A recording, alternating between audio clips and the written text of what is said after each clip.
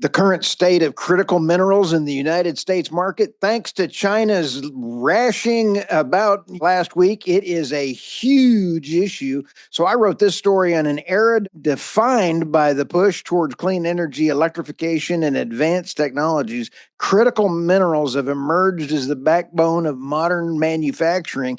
And unfortunately, China has most of the control thanks to the Republicans and Democrats in the U.S. over the last 30 years. China leads critical mineral production. Michael, they got about 80% to 90%, depending on how you want to look at it. And why I put this in here, look at this chart. I've got lithium, EV batteries. Australia's 50%, Chile's 30%, and China's 10% for mining. But you look at how they're being produced, it goes over to China. A cobalt battery, you take a look at Australia, Indonesia, and the DRC. China is 70% of the refining of cobalt. China, 35 to 40% of nickel. I did not know that. Indonesia, Philippines, and Russia make up 65, 75% of it, basically in the nickel refining and mining.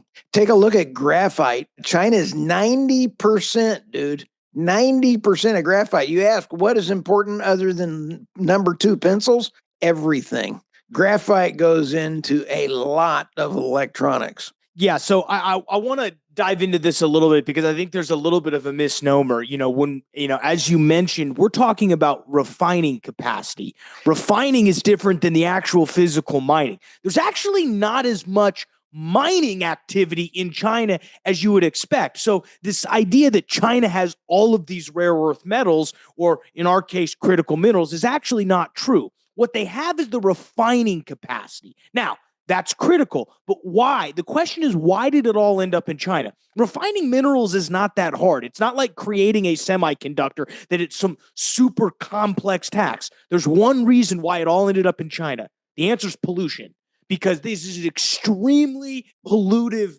industry to have. And so the only country that was willing to take it was China. Again, they were forward thinking, and part of this report is a big reason why the stock market tumbled. This 100% tariff that Trump dropped on Friday is one of the big reasons why I think this is super important. Now, I want to say something here that I actually think China, because China then, what did they do in terms of the tariff war? Well, they said, okay, if you're going to put 100% tariffs on us, we're now going to go ahead and restrict the export of refined metals to the United States. So you have it backwards. They did that first. Okay, well, but regardless, whether they did it first, whether they did it, here's why I think it's going to come back to bite them in the rear, much like the U.S. semiconductor export bans to China will come back to bite us in the bahootie. I think there's two things. So one, when you are forced not to have something that you need, what do?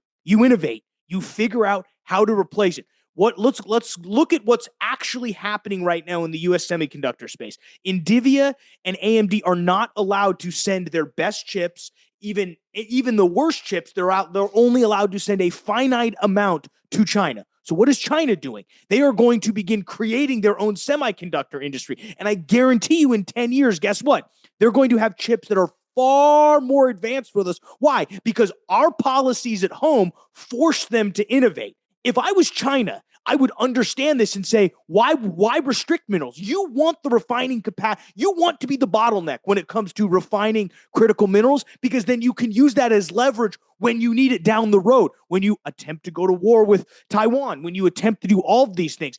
I think the fact that they're putting these controls on the exporting of these refined metals, I think is going to eventually stab them in the back, because of what's going to happen is that refining capacity is going to onshore here to the United States. We're going to find other places in Southeast Asia that would be willing to stand up a refining capacity. So I actually think this ban on exporting critical minerals, or really refined metals, is going to backfire on them. And I think the case study is what we're seeing right now with the NVIDIA and AMD chip ban that's going to China. I agree. And it's a little more than that. Also, you've described it, but it's also taking a look at South America and Africa. China is playing a really political heavy hand to try to shut us down. They think they have all the cards, but I think Trump is going to get pulled that over. I included this one because David Blackman had a really good point. The mine from Christopher Messina talked about Greenland. There, you bring up a great point, Michael. That is, there's going to be other areas that we can look at, and Greenland is a great source. So maybe Greenland and Canada are going to fight to become the 52nd state. 51st and 52nd state. Who wants to be the winner there? But when you take a look at that, there are rare earth minerals all over the place. And you are right. Who's going to be, where do you want to put it? It's all in the regulations and the EPA's hands, because it's going to be the lawsuits and all the anti-climate folks and everybody else doing the lawsuits. Well, it's going to end up being like what we see with what's going on with data centers right now. Everybody wants data centers. Everybody wants AIs, but then people try to spin up a data center in your backyard and everyone says, no, no, no, no, no. And to be honest, I'm kind of with them. You're going to have electrical prices increase. There's a lot of pollution that goes along with some of these massive hyperscale data centers. So that's, I think, the issue that we're going to run into the United States is nobody wants to live next to one of these facilities. So where do we put them? I don't think Canada is going to take them. I think that's off the table. I'll be interested if Greenland takes them. I think the problem is, Greenland with their, really under the control of the EU. I don't think the EU is going to do it. I think our best bet is either to find places here in the United States, or I think what you'll see is a migration down to Southeast Asia, sort of like what happened with